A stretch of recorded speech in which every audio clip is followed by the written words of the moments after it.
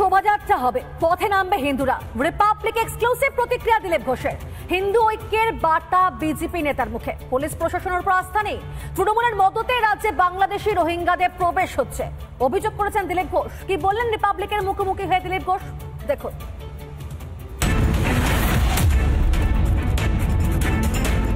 বিজেপির প্রাক্তন রাজ্য সভাপতি দিলীপ ঘোষ প্রতিদিনের নিয়মে প্রাতঃভ্রমণে। দিলীপ বাবু, প্রতিদিন তো নিয়ম করে প্রাতঃভ্রমণ করেন, কিন্তু রোজই একটা একটা করে দিন পেরোয় আর বাংলার হিন্দুরা তারা আরো বেশি করে আশঙ্কিত হয়ে পড়ে। আজ যত সরকারি জায়গা আছে, ফ্লাইওভারের নিচে খাস জায়গা, রাস্তার ধারে হঠাৎ হঠাৎ বস্তি গজিয়ে উঠছে। তারা কারা, থেকে আসছে? বাংলাদেশ থেকে রোহিঙ্গারা আসছে, মুসলিম অনুপ্রবেশকারীরা আসছে, তাদেরকে টিএমসি বসিয়ে দিচ্ছে তাদের, আর নিজেদের বলে ভোটার বলে, আর ভোটার কার্ড দিয়ে দিচ্ছে, আধার কার্ড দিয়ে দিচ্ছে।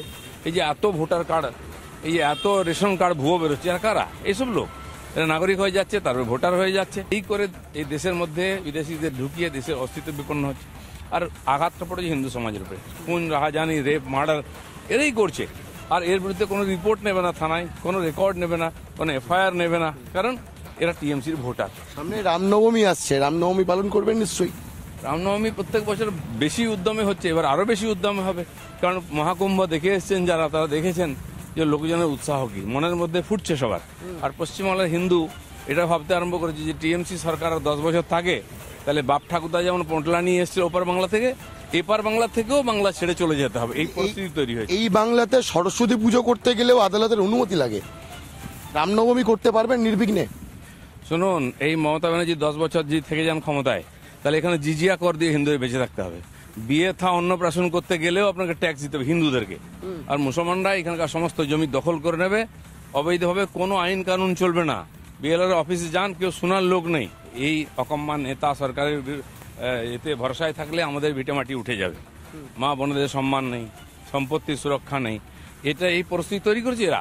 ভয় পাইয়ে হিন্দু সমাজকে এরা জিতে থাকতে চাইছে, যাতে এমন ভয়ের পরিবেশ তৈরি করে যাতে হিন্দুরা ভোট দিতে না যায়, তাহলে আমরা জিতে যাব। কিন্তু সেটা হবে না।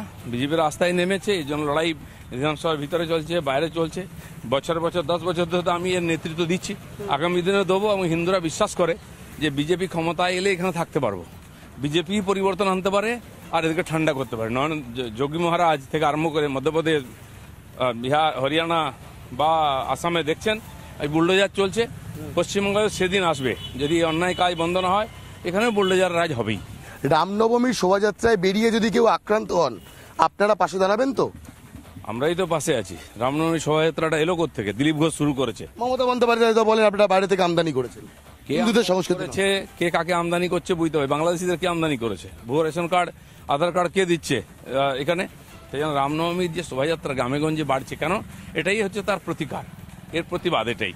আর এবার আরো ব্যাপক হবে, আমরা নেতৃত্ব দেবো এবং এই সরকারের উপরে ভরসা না করে সমস্ত কিছু উত্তর দেওয়ার জন্য আমরা প্রস্তুত থাকবো। কি ধরনের উত্তর?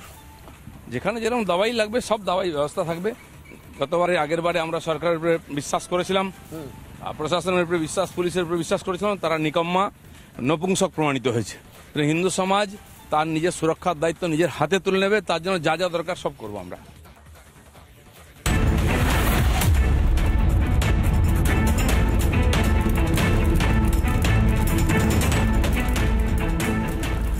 হাইকোর্টের অনুমতি নিয়ে নির্ধারিত সূচি অনুযায়ী তমলুকে সনাতনীদের ওপর হামলার প্রতিবাদে মিছিল করলেন এ রাজ্যের বিরোধী দলনেতা শুভেন্দু অধিকারী।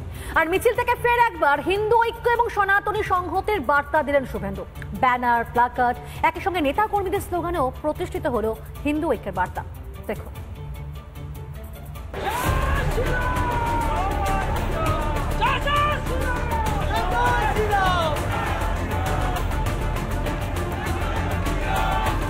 হিন্দু জনতা জেগে গেছে, জনতার জাগরণ, মমতার বিসর্জন।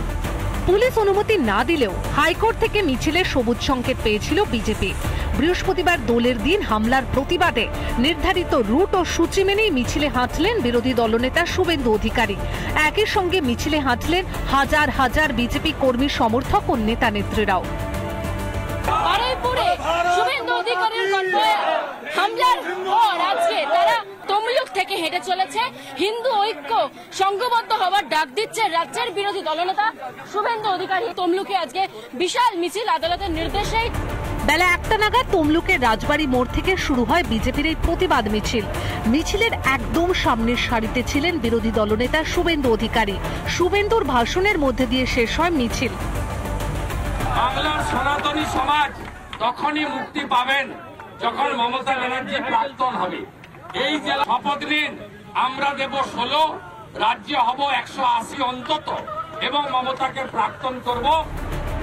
হাইকোর্টের বেঁধে দেওয়া শর্ত মেনে এদিনের মিছিল সংগঠিত করেছিল বিজেপি। তবে তাতে উন্মাদনা ও প্রতিবাদে কোনো খামতি দেখা যায়নি। প্ল্যাকার্ড, ব্যানার ও বিজেপি কর্মীদের মুখে মুখে সোচ্চারে ধ্বনিত হয় হিন্দু ঐক্যের স্লোগান।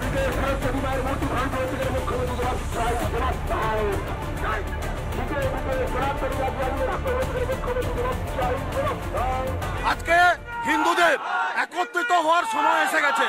এই 26-এ যদি হিন্দুরা একত্রিত না হয় তাহলে কিন্তু আমাদেরকে বাটি হাতে পথে বসতে হবে।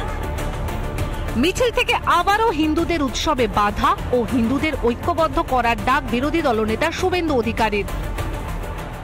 হিন্দু জনসংখ্যা 85 থেকে 67 হয়ে গেছে। মমতা ব্যানার্জি এবং তার ভাইপো থাকলে আগামী 10 বছরে হিন্দুরাই পশ্চিমবঙ্গে মুর্শিদাবাদের মতো সংখ্যালঘু। মমতার রাজত্বে জনবিন্যাস বদলে ক্রমশ বিপদগ্রস্ত হয়ে পড়ছে হিন্দুরা, অভিযোগ শুভেন্দুর। হিন্দু নিধন, অন্যদিকে রোহিঙ্গা মুসলমানদের বর্ডারে কাঁটাতারের বেড়া না দিতে দিয়ে ঢুকিয়ে দেওয়া, দুভাবে চলছে। এলাকায় বিশেষ করে দক্ষিণ 24 পরগনা কার্যত হাতের বাইরে গেছে। তমলুকের মিছিল থেকেও শুভেন্দু স্পষ্ট করে দিলেন, হিন্দু ঐক্যে ভর করে মমতা রাজ্যের ইতি টানতে ঝাঁপাতে চলেছে বঙ্গ বিজেপি। বিরোধী দলনেতা তিনি একদম স্পষ্ট বার্তা দিলেন যে 26-এর বিধানসভা ভোটে মমতাকে উৎখাত করাই তার একমাত্র লক্ষ্য। অমিতের সঙ্গে ঐন্দ্রিলা ঘোষের রিপোর্ট, রিপাবলিক বাংলা, তমলুক।